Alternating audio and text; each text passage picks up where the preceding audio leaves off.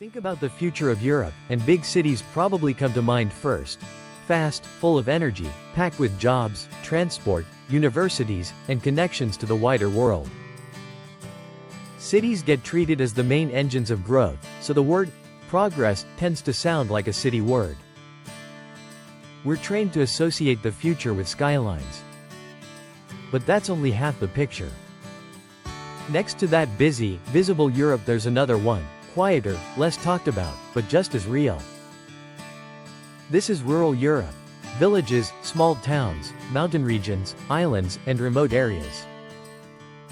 These places rarely make the headlines, yet they keep a huge amount of Europe running. They grow the food, look after the land, protect traditions, and hold communities together. They are not empty spaces. They are places where people live, work, raise families, and look out for one another. Millions of people live in these areas, and a big share of them are young. Young people who grow up with a real, personal connection to where they're from, the streets, the landscape, the people who know their name. And at some point, every one of them hits the same crossroads.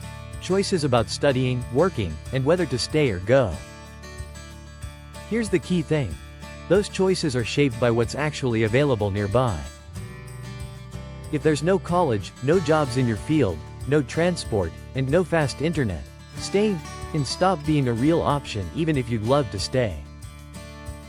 That's why the future of rural areas is tied to one question. Can they offer young people a genuine shot at a good life? And that's not just a personal worry. It's about fairness across a whole continent, making sure opportunities aren't bottled up in a handful of big cities while everywhere else is left behind. This is what experts call a structural issue. It's not about one person's bad luck, it's about how the whole system is built. It's easy to define rural areas just as, not the city, but that definition tells you what they lack, not what they are. In reality, rural areas are communities where the economy, social life, the environment, and culture are all woven tightly together. People often know their neighbors, help each other out without being asked, and feel a strong connection to the land around them. That tight social fabric is a genuine strength, the kind of thing cities often struggle to recreate. And here's something a lot of people miss. Rural areas are not frozen in time. They're changing fast. Digital technology, climate pressures, and shifting economies are reshaping them, and in many cases rural areas are turning into hubs for new ideas. A few examples of what that looks like in practice. Short supply chains. Farmers selling food directly to local people through markets, boxes, or apps, cutting out middlemen and keeping money in the community. Sustainable tourism. Instead of mass tourism, smaller experiences built around nature, hiking, local food, and culture. Community renewable energy. Villages installing shared solar panels or wind projects, sometimes even owning them collectively and reinvesting the profits locally. Remote work and digital businesses. People running online companies from places that, 20 years ago, would have been too cut off to work from. All of this shows that rural areas can lead change, not just react to it. The problem is that this side rarely makes it into the popular image. Most people still picture rural areas through old, simplified stereotypes: sleepy, behind the times, declining. And that stereotype isn't harmless. It shapes where governments put money, where companies invest, and where young people imagine their futures could be. If everyone assumes nothing happens there, that assumption can become a self-fulfilling prophecy. Seeing rural areas as they really are, diverse, complex, and full of potential, is the first real step toward supporting them properly. Rural areas do some serious heavy lifting for the entire continent, including for people who never set foot in them. There are 4 big roles worth knowing. First, food. A large share of what ends up on Europe's plates is grown, raised, or produced in rural areas. That makes them central to food security, the basic ability of a society to feed itself reliably. When supply chains get disrupted, As the world has seen in recent years, the value of producing food close to home becomes very obvious, very fast. Second, the environment. Forests, farmland, wetlands, and protected areas hold the overwhelming majority of Europe's nature. They support wildlife, biodiversity, and help regulate the climate, but only if they're managed well. Abandoned or badly managed land can mean lost habitats, more wildfires, and soil that no longer absorbs carbon. Rural areas are, in a very real sense, the continent's life support system. Third, culture. Rural areas preserve traditions, local knowledge, languages, crafts, recipes, festivals, and ways of life that are part of Europe's shared heritage. And this isn't just sentimental. Heritage has real economic value.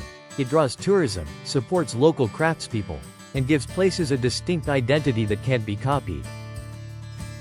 Fourth, community. Rural areas are where strong, face-to-face communities are built and maintained over time. Social interactions tend to be more direct, more personal, and more rooted in local networks. That produces something valuable and increasingly rare: a genuine sense of belonging. The big takeaway: rural areas aren't just the countryside, and they aren't just an economic statistic. They're integrated systems where food, nature, culture, and community all connect and depend on each other. Pull on one thread, and the others move too. Now for the hard part. Despite everything rural areas offer, many of them are slowly losing people, and the single biggest driver is that young people leave. Usually it's because the study options, jobs, and career paths they want simply aren't available where they grew up. Notice the wording. This is often not a free choice made out of preference. It's a response to a lack of options. People don't always leave because they want to. They leave because staying would mean giving up on their goals. As young people go, the population doesn't just shrink. Its age structure changes. The share of older residents rises, while the number of working-age people falls. This is called demographic imbalance, and it has knock-on effects on almost everything. Here's the chain reaction, and it's worth really understanding, because it's the heart of the whole problem. Fewer people means less demand for services. Less demand makes those services harder to sustain. So schools close or merge with ones further away. Healthcare gets less accessible, longer journeys to see a doctor. Public transport gets cut, because too few people use the routes. Local businesses struggle with a smaller customer base. Labor shortages make it hard to start anything new. And here's the cruel twist: none of these problems sit in isolation. They feed each other. Population decline leads to fewer services, and fewer services make the area even less attractive, which pushes more people to leave. Round and round. Experts sometimes call this a vicious circle or a downward spiral. The good news is that vicious circles can be broken. The bad news is that you can't break them with a single fix. Closing one gap while ignoring the others just lets the spiral continue. It takes coordinated action on several fronts at once: jobs and transport and connectivity and services working together. This challenge isn't only about money and numbers. It cuts deeper, into how connected and represented people feel. As a place loses people and services, everyday life gets physically harder. Getting to school, a doctor, a shop, or anywhere at all takes more time and effort. For some people that's an inconvenience, for others it's a genuine barrier. Isolation hits hardest for those with the fewest resources, often older people, or anyone without a car or steady income. Meanwhile, the places where people used to gather, the cafe, the club, the community hall, the local team, start to close or fade, because there aren't enough people or money to keep them going. Slowly, the social glue that held the community together starts to dissolve. The networks weaken. The sense of us gets thinner. There's a second, less obvious piece. feeling heard. When you live far from where decisions get made, the regional capital, the national government, Brussels, it's easy to feel that the people in charge don't understand your reality or represent your needs. That feeling of detachment matters because it changes behavior. People who feel unheard are less likely to vote, less likely to join local groups, less likely to take part. And when participation drops, local decision-making gets weaker and slower to respond to problems, which, again, can feed the spiral from what already said. So here's the bigger lesson. Supporting rural areas isn't only an economic project. It's also a question of inclusion, participation, and democracy. Strengthening a rural area means making sure everyone living there has a genuine chance to both shape and benefit from what happens, not just receive decisions made elsewhere. A community that feels powerless rarely thrives, no matter how much money is poured into it. Here's something that surprises a lot of people. Europe takes these gaps between regions seriously enough that it's written into the EU's founding rules. The main EU treaty, the Treaty on the Functioning of the European Union, TFEU, sets out a goal called economic, social, and territorial cohesion. In plain language, cohesion means reducing the gaps between regions so that opportunities are spread more fairly across Europe. The treaty even explicitly singles out rural areas, and regions facing population loss or other disadvantages, for particular attention. That's important. It gives governments a clear legal basis, almost an obligation, to act. And cohesion means much more than just money. It also covers access to services, schools, hospitals, transport, connectivity. Quality of life, whether a place is genuinely livable. The ability to take part in society, not being shut out because of where you live. So cohesion is a multi-dimensional goal. Economic, yes, but also social and democratic. In concrete terms, the aim is that a young person in a village should have opportunities comparable to a young person in a big city, for education, healthcare, infrastructure, and work. Not identical, but fair. Making that happen requires teamwork across several levels of governance, each with its own job. The EU sets the overall direction and provides funding. National and regional governments adapt those tools to their own territories. Local people and organizations make sure the actions actually fit real needs on the ground. This is called a multi-level approach, and it's deliberately designed to balance two things that usually pull in opposite directions. Coherence, everyone moving toward the same European goals, and flexibility, each place adapting to its own situation. Rural development policies are one of the main tools that bring this whole structure to life. One of Europe's main tools for all of this is the Common Agricultural Policy, usually shortened to CAP. It's one of the oldest EU policies, around since the very early days, and it has changed a great deal over time. Its story is actually a good way to understand how thinking about rural areas has evolved. In the beginning, the CAP was mostly about agriculture in the narrow sense, producing enough food, keeping markets stable, and making sure shops stayed stocked after the food shortages of the mid-20th century. For its time, that was the urgent priority. Over the years, though, something became clear. Farming alone could not solve everything rural areas were facing. You could support farms perfectly and still watch a village lose its school, its young people, and its future. So the CAP grew up.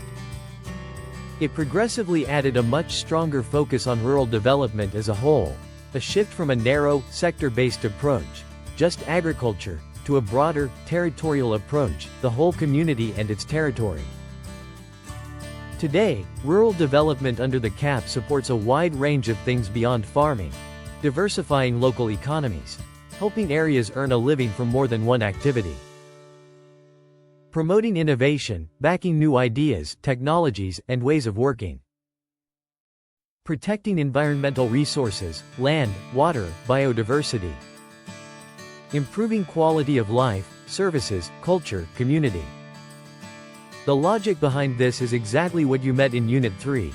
Rural areas are interconnected systems, so the economy, the environment, and society have to be handled together. Fixing one while ignoring the others doesn't work. The CAP also gives each country real freedom to design its own strategic plan, based on its specific national and regional characteristics, while still contributing to shared European objectives. That's the balance at the heart of it, coordinated but adaptable. And how well it works in practice comes down to two things: how well the plans are designed, and how well they're actually delivered on the ground. All of this looks different from place to place, because rural development depends heavily on local context. Italy is a useful example here. Take Emilia-Romagna, one of Italy's wealthiest and most developed regions, with a strong mix of industry, agriculture, and services. In a region like that, rural development strategies often aim to combine economic competitiveness with environmental sustainability, to keep growing and protect nature at the same time. In areas such as Delta 2000, around the Po River Delta, initiatives focus on protecting fragile natural ecosystems while also promoting tourism and local economic activity. The goal is to create new opportunities without compromising the environment, proving the two aren't always in conflict. But running through all of these examples is one priority that matters more than almost anything else: generational renewal. Generational renewal means the ability of a rural area to attract, keep, and support younger generations over time. And, this is crucial, it's not just about farming. It's about the entire social and economic future of these communities. An area can have thriving farms and still die if no young people stay to live there. So what does generational renewal actually require? A combination of conditions: education and training available locally, or at least within reach. Real job opportunities, and not only in agriculture. Adequate services and infrastructure, health, transport, childcare, the basics of a livable life. Digital connectivity, and this one has become enormous. Good internet makes remote work possible, opens access to information, services, and online education, and can let someone build a modern career from a place that used to be too remote. Connectivity can quietly undo a lot of geographic disadvantage.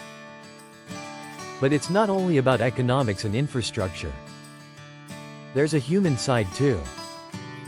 Young people need a genuine say in local decisions and a real chance to help shape their own communities. That involvement builds a sense of belonging, and belonging is often the deciding factor between "I'm leaving the first chance I get" and "I want to build something here." The stakes are high. Without adequate support, rural areas keep losing their young people, and the decline from Unit 4 speeds up. With it, those same areas can become genuinely attractive places for innovation, creativity, and growth. That's why backing young people sits right at the center of keeping rural areas alive. And that's also why this module is aimed at you. You're not a side note in this story. You're the deciding factor. Good ideas need funding, and one of Europe's main money sources for rural areas is the European Agricultural Fund for Rural Development, usually shortened to EAFRD. Yes, the names get acronym heavy, but knowing what they stand for is part of understanding how Europe actually works. The EAFRD provides financial resources for a wide range of needs, starting businesses and helping new entrepreneurs. Growing local enterprises that already exist. Improving infrastructure, the physical backbone of daily life. Protecting the environment and natural resources. Community-based projects that strengthen social cohesion and improve quality of life. Two features make it genuinely useful. First, flexibility. Projects can be tailored to the specific reality of each place, rather than forced to follow one rigid, one-size-fits-all template. What a mountain village needs is not what a coastal town needs, and the funding can reflect that. Second, integration. Rural projects are often designed to hit several goals at once. A single well-designed initiative might create jobs and protect nature and boost social inclusion, all together. That reflects the core idea you keep meeting. Rural areas work as one connected system, so the smartest projects address several dimensions simultaneously.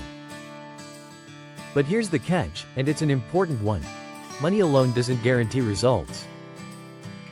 The real impact of funding depends heavily on whether local people have the capacity to use it well, the skills to design, manage, and deliver projects, plus the ability to coordinate between everyone involved. It also depends on monitoring and evaluation, actually checking whether the money achieved what it was supposed to, and learning from what didn't work. So the honest way to think about funding is this: it's not just a pot of cash.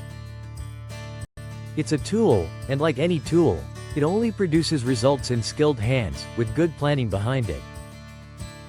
A community that knows how to use funding well can do far more with a modest budget than a community that doesn't can do with a large one. LEADER is built on a principle called community-led local development. The idea that local people should help decide priorities and choose projects, rather than having everything handed down from above, what's known as a top-down approach.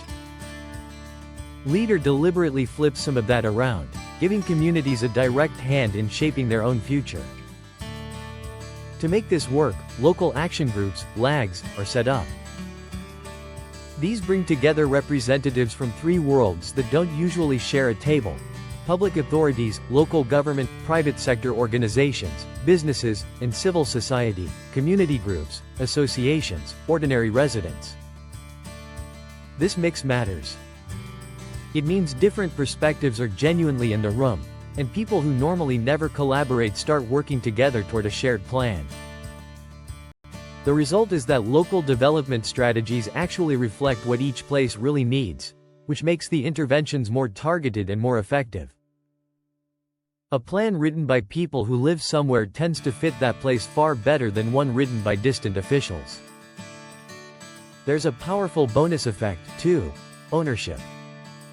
When people help shape something, they care about it and stay committed to it.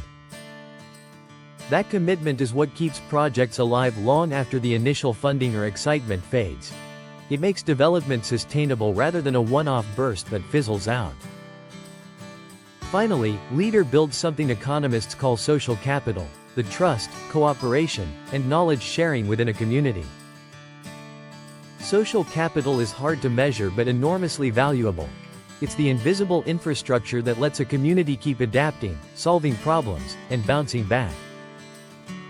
And it's exactly the kind of thing a rural area needs to keep improving over the long term. Rural development looks different across Europe. Administrative systems vary from country to country, which changes how policies are implemented and how money is shared out. Socio-economic conditions differ too, creating a wide spread of challenges and opportunities from one region to the next. There is no single, rural Europe. There are thousands of distinct places, each with its own story. But underneath all that variety, the goals are shared. Two stand out: strengthening territorial cohesion, shrinking the gaps between regions. Supporting sustainable development, balancing economic growth with environmental protection and social inclusion. Rural areas are central to achieving both. As you've seen across this module, they produce food, manage the environment, and protect cultural heritage, and they give communities a place to gather and belong. They should never be treated as peripheral, secondary, or as an afterthought. They are integral components of the European system. Europe doesn't fully function without them. Supporting them well requires everyone playing their part in that multi-level structure from Unit 6. European institutions set the strategic direction and provide resources. National and regional authorities adapt the tools to local contexts. And local actors make sure interventions respond to concrete, real needs. That layered, participatory approach is what keeps development both coherent and grounded, consistent across Europe, but shaped by the people who actually live in each place. So here's the final, bigger idea. Rural development isn't just a policy box to tick or a budget line in Brussels. It's a long-term commitment to building a more balanced, resilient, and inclusive Europe. And because the future of these areas is tied directly to the future of the European Union as a whole, keeping them alive and thriving is a shared responsibility. That word, shared, includes you. Whether you stay in a rural area, move to one, advocate for one, vote on policies that affect one, or simply refuse to write them off, you're part of how this story turns out.